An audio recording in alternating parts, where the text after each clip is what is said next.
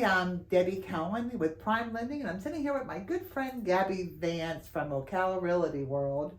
And I wanted to have Gabby come in today and talk about, how she is an agent here in Ocala and how she got into the business and what kind of, forecasts are you seeing and what type of buyers are you thinking that we're looking at, really booming the market coming into 2023. Yeah. But Gabby, how long have you been in the business It'll now? be 2 years in March. Oh wow, has it really been already 2 Yeah, years? it's almost been. I did it during COVID, so I had to take my test online. Okay. And everything. Yeah. Everything was virtual. I remember now. Gosh, it seems like it was longer than that.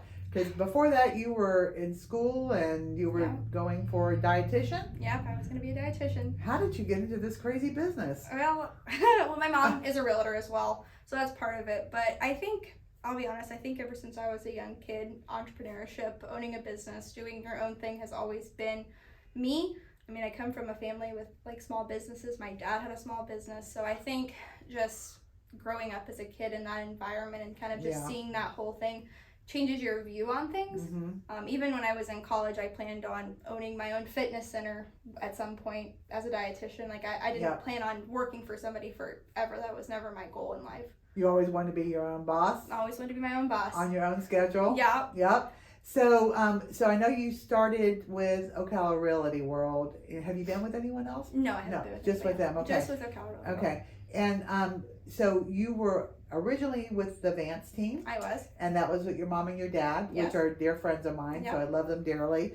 And they market a lot in the villages, right? Yes, they do. They market a lot in the villages. I mean, the villages is growing. I mean, it's like crazy out there. They moved there too, so I think that has a lot to do with it. Yeah, because I remember when I first met your mom, and you guys had a farm, right? Yeah, we did. And I think my first conversation with your mom was when she started buying goats. Yep. And all those goats. How many goats did you guys wind up with? We had like 30 something at some point. And it was like it started with one. No, actually, I can tell this funny story. So when I was 17, I did not ask for a car. I asked for goats. Oh, so, it was you that started it. Because I did 4-H when I was in high school and stuff, and so I showed chickens. We had 60 chickens at one point, which was kind of crazy. Which was crazy. Did you say 60? 60. Oh my gosh. Yeah, it was kind of crazy. It was a lot. But I asked for goats, and so I got Gilbert and Gunny, and Gilbert and Gunny were the only two goats I thought we would ever have. And what kind of goats were they? Because they were really cute. They Gilbert and Gunny were a Nigerian dwarf goat mixed with a Nubian, and they were trouble. They were absolute trouble. Loved them, but they were a lot. They could undo clips and could get out. They were escape artists. They were fun. How big do those get? Probably like about to where your like knee is, and so like are a little bit bigger. So they're not big. No, Nubians they can get huge, but the Nigerian dwarf, which is what we mostly had, they don't get that big. Okay. And they had the big ears? No, that's the Nubians that have the big ears. Okay. Yeah. Because I saw pictures. I mean, every time I saw them, and they were always posted on Facebook. I always wanted one. And I can't have goats where I'm at. Yeah.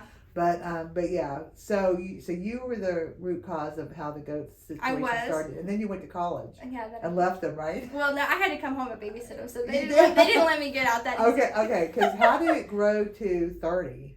That was them. Well, I'll be honest. Like, this kind of goes back to property. Like, if you own a lot of property and it's ag zoning, unfortunately, taxes, you're going to have to pay quite a bit. Oh. And so it kind of boiled down to, like, what do we like to do? And, like, we didn't want to have that many chickens. Because in Marion County, there's a lot of rules when it comes to farms. And so to get a farm exemption, you have to have X amount of goats. Oh, you have to have X amount of chickens. And I think the chicken amount was, like, it was too much. It was a lot. More than 60? I think so, yeah. It was like a lot. Because it had to be like a commercial, because you're a commercial farm at that point. That's what they view you. So you get a tax exemption. Anybody really can do it. I mean, we had a farm. We did all of that. Now, if you did that as agriculture, as a farm, and did they consider it income producing farm? Yes, we gave income and everything, yes. So if you, from a financing standpoint, if it's income producing, we can't do the farms. What do you mean? Oh, like you can't do the loan for them? Uh-uh. Oh, okay. No, it can't be. It can be a hobby farm, but it Okay. can't be an income producing I farm. think that's how they did it. I'm not sure on all the rulings, but I do know that that's kind of why we But- ended up with the number. Okay. It's because Okay. of that. So how many goats did you have to get that I exemption? think it was like 22. Oh my god. So we ended up with like 20. We ended up with about 30 by the end of it. Well, I know your mom and dad. I mean, they hadn't always done that, right? No. No. So No. this was a new venture. Kind of my dad originally, when he was a young kid, they lived in Homestead, Mhm. and his dad had a butcher shop, and they grew their own vegetables. Oh, and they wow, I had never a whole, knew that. Yeah, they had a whole farm, like legit, like commercial farm, meat market, everything. So they did that when he was a young kid. Okay. So my dad knew a lot about it, Okay. but hadn't done it since he was like, I think when they left, he was like 8 or 9. Okay. So they left for Homestead and sold all the property, moved to Naples. He And had that's where your mom's from too, right? originally, yeah. My mom lived there her whole life. until they moved to Volusia County, which is where I grew up. Okay. Because I'm not an Ocala person. I'm No? not from here. No. No. Where did you move to? We lived in Volusia County originally. I lived there until I was almost 18. Oh, I didn't know that. So Yeah. you guys just moved here when you were 18? I think it's 7 years now. For some reason, I thought you'd had the farm for years. No, we only had the farm for 6-7 years. I did not know that. Yeah. Okay. Okay. So we're relatively newish to Ocala. I will say we came like when Ocala was still slow Ocala, and now it's become bigger. And I've definitely got to see that like Yeah. transition from like small town to like more urban. Yep. Because that's kind of why we left Volusia County. It got too big, Yeah. and we wanted to have a farm, and we weren't able to do that because of the rules. Well, being an 18-year-old, I mean, moving to Ocala from, Yeah. I mean, were you like wanting to come here? No. No, you fought. No, Okay. I didn't fight it. I had all my friends in Volusia County. I grew up there. Why did your parents want to move here? Did they have family here or something? They do have some family here. Okay. My dad's cousins and his aunt had lived here, so we had Okay. some small amount of family, but not very much. So just getting out of the hustle bustle of the And they bigger wanted a city. farm, And they wanted a farm. Yeah. Wow. And they kept it for 7 years. Yeah, Had enough? Had enough. It's too much. My dad has a bad back. So Yeah. 'Cause Yeah. it's a lot of work. It is. Don't get a farm if you can't. Don't do it. It's a lot. It's a lot of work. Yeah. I think I remember your mom telling me she had to like go out and feed them every Yeah. morning, and it's a lot of work. So you went to Florida State, right? No, I actually Jacksonville. I went to UNF. That's right. Yeah. That's right. I went to UNF. I actually did part of. I had prepaid college. I Uh-huh. was very fortunate. So my parents did that for me. But the only way I could do that is I had to do 2 years at CF at a Right. community college, and then I went to UNF. So I Okay. transferred. And then you got your degree there Yep, I got my degree there during COVID. during COVID. I did not get to walk. I was that kid Aw. that didn't get to walk. Aw. I was okay with that, but Yeah. And then you decided to come back here. unfortunately, yes. COVID kind of didn't. I mean, what was I gonna do? I think that's something we don't really talk about that much. Is like those kids that were in college graduating. Like, what were we gonna do? All right. I mean, some of my friends did go and become dietitians, and they did do all of that. But I mean, I didn't want to pay $12,000 for an internship I did virtually, and like they did that. So I'm kind of intrigued to see how that creates a set of professionals during this bracket. I think it's like a social experiment. We're all It is. interested to It see. really is, because I mean, I was watching something on the news the other day, and they were talking about still that whole stigma of the college students that, and not just college, but the high school students too, that miss their proms, miss the walking, miss all that, and just almost like that passage that they grew up knowing was going to be part of the rite of passage to get into the world as an adult. There's no closure there. There's still nothing there. So when you left there, were you thinking, I'm going to go back to Ocala and try to get a job in what your field was? Or I mean, with dietetics, you don't really have an option there. I mean, you kind of either go to your internship and get your certificate, or you don't.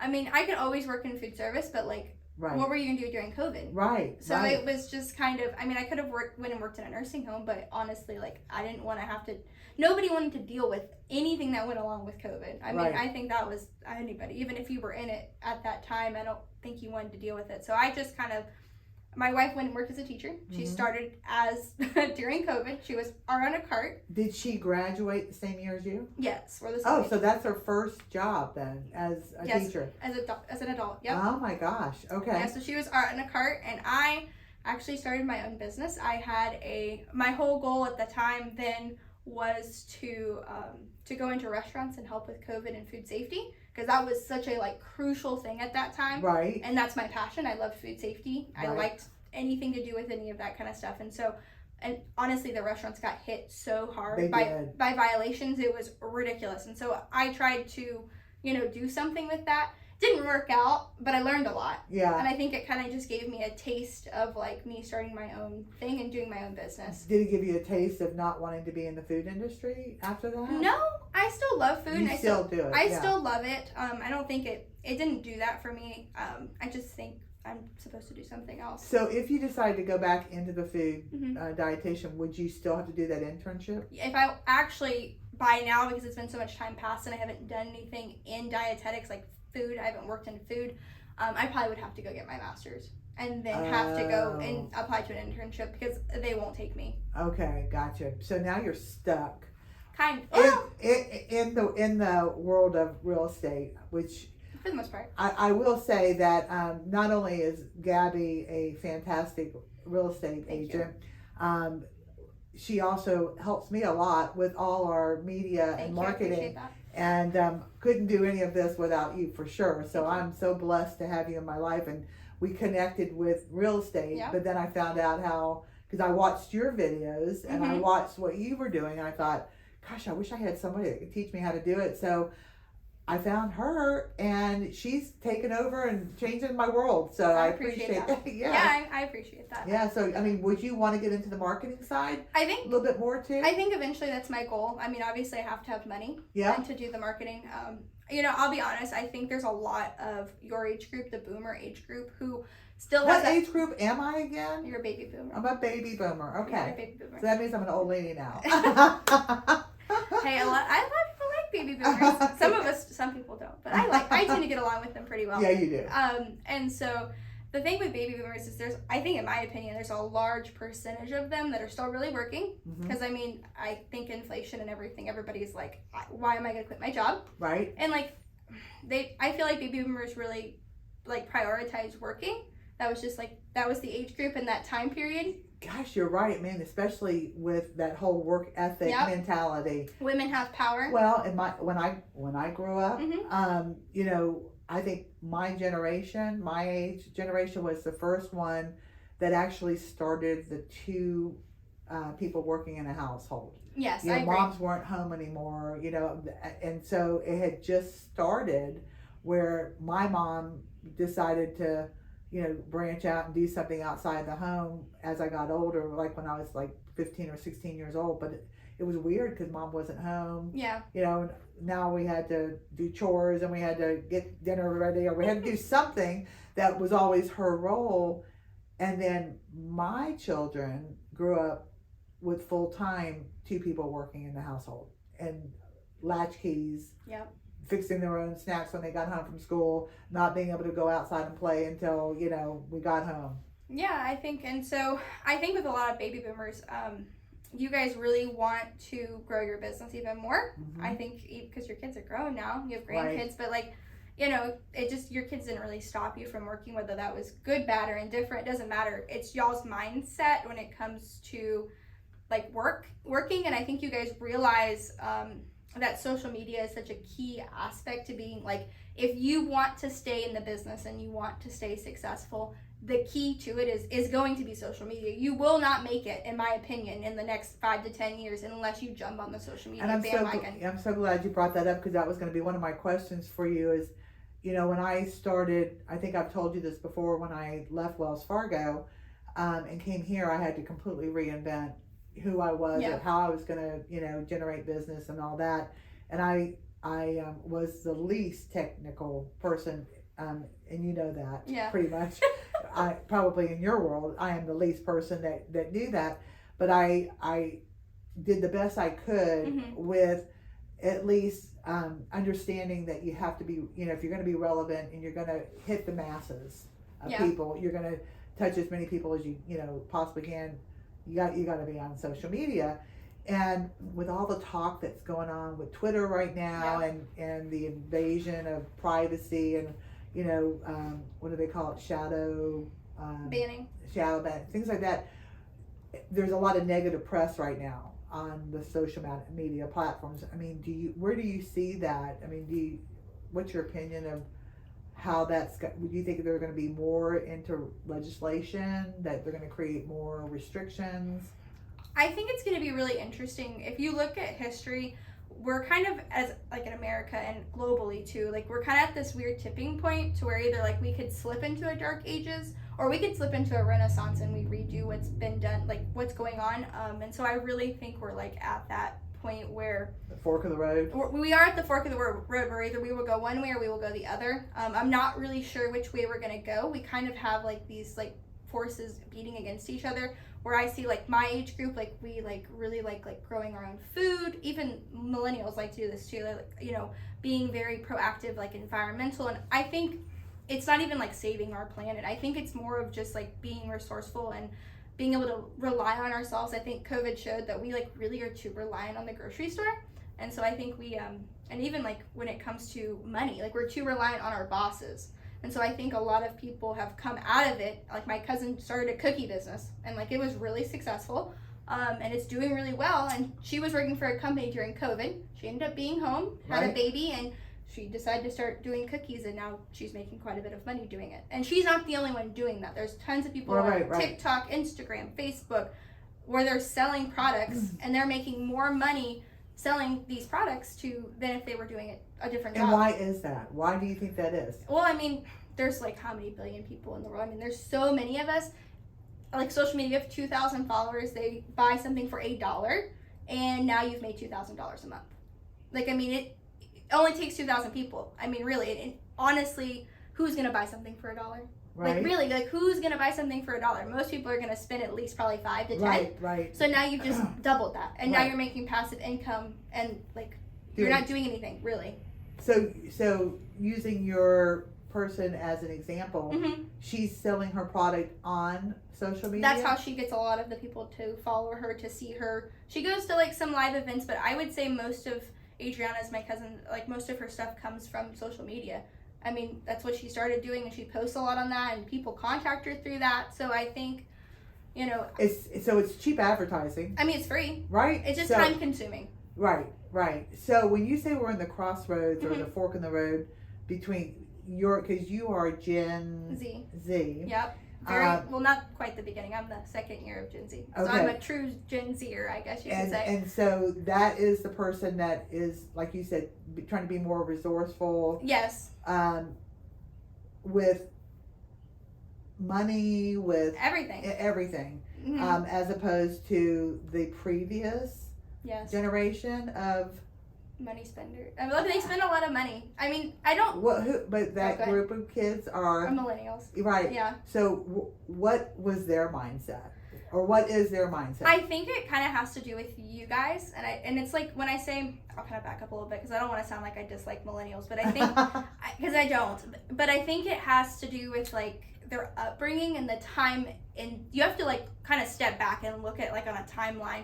Like baby boomers really came in when the stock market got big. Yep. And like it really transformed the world, and like even I almost want to say like the way there was so much money and business, and how businesses were all of a sudden were interconnected where they never were before. So I think that kind of changed it. And you guys made a lot of money. Mm-hmm. Like and you had a lot of pensions, and like all of the social programs came into place. So it was just a different time. Mm-hmm. I think we might go into another time of that with social media, because I think it's equivalent to the stock market in some aspects, but they grew up with a lot of money, mm-hmm. and things were pretty cheap, and America was pretty strong, and like, so I think with all of that, they kind of got, I guess, spoiled. Like, not bad, but that's just what happened. It's the truth. It's just what happened, and like, either they like jumped on the train and they ran with it, or they didn't, and I think that goes for any age group really, but I mean, they just got really like comfortable with the consumerism. Mm-hmm. I think that's because that's how people made money during that time. But wasn't it also the generation that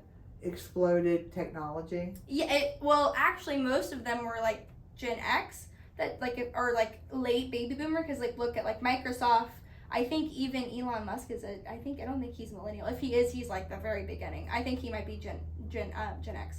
Okay. So like my parents' age group, they were really the technology people. Like I can think of tons of that Gen X. That yeah, but they didn't. I mean, your mom and dad, my Mhm. age group, they're younger than you though. but not by a whole lot, right? Enough to make a difference. Did you play video games? Did you go and play like pinball and video games all the time? My dad broke no. the record. No. See, my dad, like, he sat. I mean, I did play Game Boy. Yeah. And I stole my son's Nintendo game when I got it for him, and was up till 3:00 in the morning playing Mario Brothers. But does that count? Does that make me young? No, I meant like when you're in high school. No. Because like my dad talks about how he used to sit the 7-Eleven. He broke, I think he did the pinball machine, or I think it was the Galaga machine. No, that was more my son. Yeah. So in the arcades and things like that. They were the very beginning of that. But I mean, I look at the kids, you know, like with my grandchildren. Mm-hmm. I have a set that's 19 and 20, mm-hmm. and they're in their phone. Mm-hmm. They would be nonstop. Gen Z.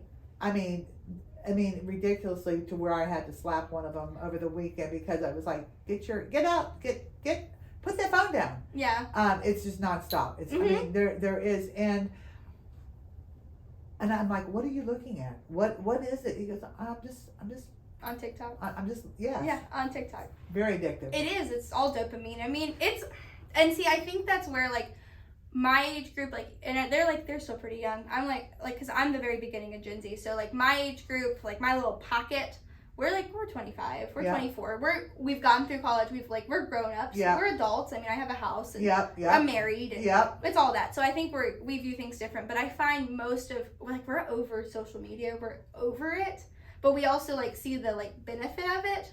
And so I think that's why like Elon Musk's like idea of making like Twitter, like, and even if you listen to Zuckerberg, like whether you like him or not, what he talks about and does during that time, like what his goal is with Facebook, is all to bring us closer and to have more of a conversation. And I think we all are craving that because we don't have this social thing anymore. Like you have to think, like with Greeks, they had like huge arenas and people would sit and listen to talks. Social media is no different. I mean, the knowledge is in the palm of your hand. You can sit there and listen to somebody talk. We're doing it right now. Right. Somebody listens to a podcast. What's the difference? It's not. It's just a smaller view. Yeah, smaller view. But with masses of people that can look at it at one time. Yeah. So I don't really think we've really reinvented the wheel. It just looks different. It's kind of interesting. My wife's best friend and I are going to do a podcast. And it's going to be, I won't say the name because it's not risky, but it's going to be focused on the Renaissance era. And we're going to kind of talk about how we are going to, I think we're going to go the Renaissance way. I do think that. Some people think we're going to a dark age, and I could see us going into a dark age for a year or two and then coming out of it. And when I say dark age, I mean like, it really depends on what goes on economically, like whether China and Russia, we have the new BRICS and what that all means for us. And like we kind of go back in time with that with gold standard, because gold's old, and then we have Bitcoin, which is more technology, and like so we do have like old and new butting heads. And so like depending on how it goes and who ends up reigning, I think will depend. If we really go down the technology route the way they want to, I think it will be a dark age. I think they'll control us, and it'll be kind of like, it won't be great. That's just my opinion. And it won't be great in the sense of no creativity and no knowledge. Okay. Yeah, and I think we'll lose a lot of it. We really, I'm not the only person saying this. If you no. A lot of people are saying this. Or we can go the Renaissance route, and I think I lean towards that, at least where we'll end up at the end of it sooner rather than later. And what will that bring us? I think more social media, more creativity, more connection. I don't think Zuckerberg was wrong in doing the metaverse. I think there is potential there, but I don't think it's going to be him that does it. I think somebody's going to come in and take the technology and add it to. And the metaverse is where it's all AI? Yeah, it's all virtual. Mm-hmm. So it's funny because Prime Lending, and we actually have. Okay, interesting. One of our top execs is very high technology. Mm-hmm. And we have a virtual Prime Lending lobby now. They've created. That's cool. So it's something that if I hadn't heard it from him, I wouldn't even know what you were talking about. But that's just something I think that's going to be real world. Where customers can actually go and sit in front of a loan officer but virtual. But virtual. And I said, do I have to wear the headgear? Do I have to do all that? You know, but I think, I mean, I'm so mixed because of my generation and Yes. because of my age, and that it's like, do we lose that, you know, that we sit together and see each other and we can touch each other? Yeah. Do we lose anything by going that direction? I mean, I don't know. I don't know either. But I do know, and you're one of the instrumental reasons why I know this, is that, you know, it's going to happen. It's and, going and to. we're going to evolve, Mhm. and and the technology is going to get, you know, I mean, everything that I grew up thinking was, you know, like Star Wars and space and things like that Yeah. would never happen really in True. real life. You know, I can't think of the movie that I'm thinking of right now, but it's where, you know, I grew up, the computers were the size of this building. Yeah, they were huge. You know, and we had to keep the room really Mhm. cold in the bank because they had to be ice cold to be able to operate, and it was top secret, you know, and all Of these course. big giant machines in there. And now everything's on the phone. So, you know, it's I know that when I look at and I see where we are today, I go, how much further can we really go? But there are people that are saying, I mean, it's going to be probably so much of the AI, right? I think, see, that's where we're gonna play that fine line of like dark ages, because if AI really takes over, we no longer create. Like, it will limit our creation, and I think we'll have to adapt to it, but it could lead us to no longer knowing information. We already kind of are that way. We look to our phone for all the information. We don't really memorize it.